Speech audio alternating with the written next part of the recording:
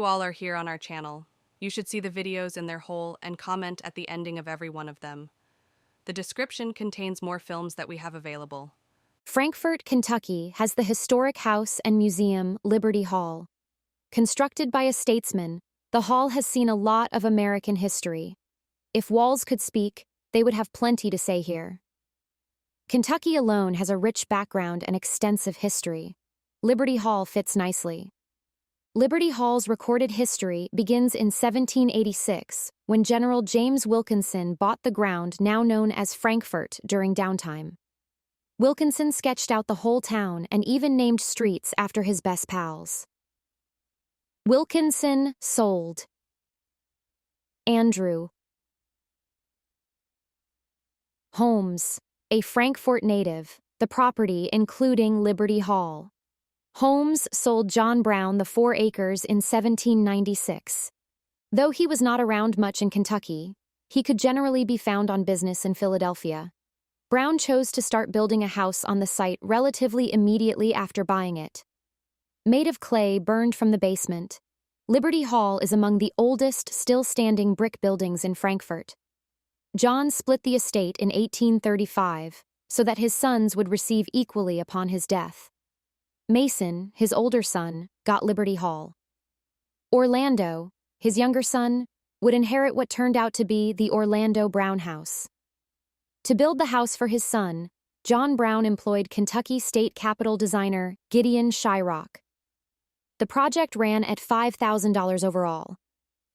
Great-great-granddaughter of John Brown, Mary Mason Scoot passed away in 1934 and was the last, live, occupant of Liberty Hall.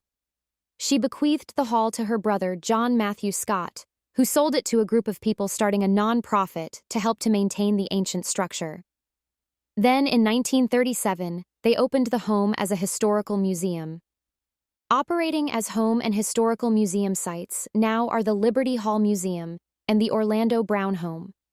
There are tours, and both of the residences are included on the Kentucky National Historic Landmarks list on the National Register of Historic Places. Although many spirits call Liberty Hall home, one being in particular is quite well known there. A pillar of the hall, the Gray Lady is most typically viewed from the Palladian window. Said to be the ghost of Margaret Varick, the aunt of John Brown's wife, Margaret Mason Brown, is the Gray Lady.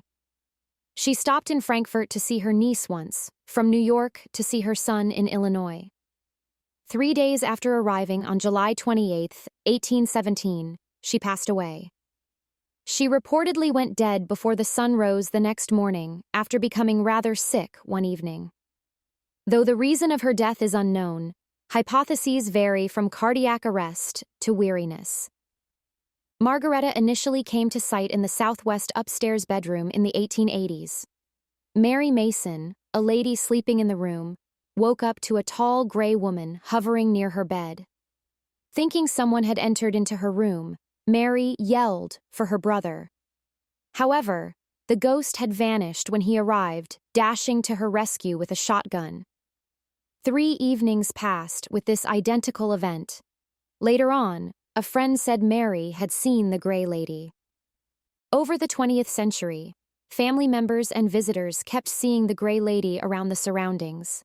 Though stories of the Gray Lady still abound today, why does Margaretta's spirit linger above Liberty Hall? Some even think her remains was buried on museum grounds. Images have caught the Gray Lady outside of the museum, in the windows, and on the stairs. The Gray Lady is said to have a somewhat helpful attitude. She appears to take care of the guests and visitors and keeps an eye on the home. Every October, Liberty Hall organizes a unique tour in her honor to commemorate her life.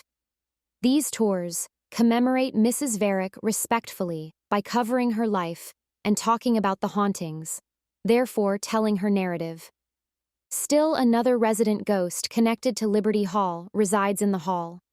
A Spanish opera singer who vanished on the grounds of the house in early 1800s. She was supposed to be at the hall in 1805 attending a huge celebration.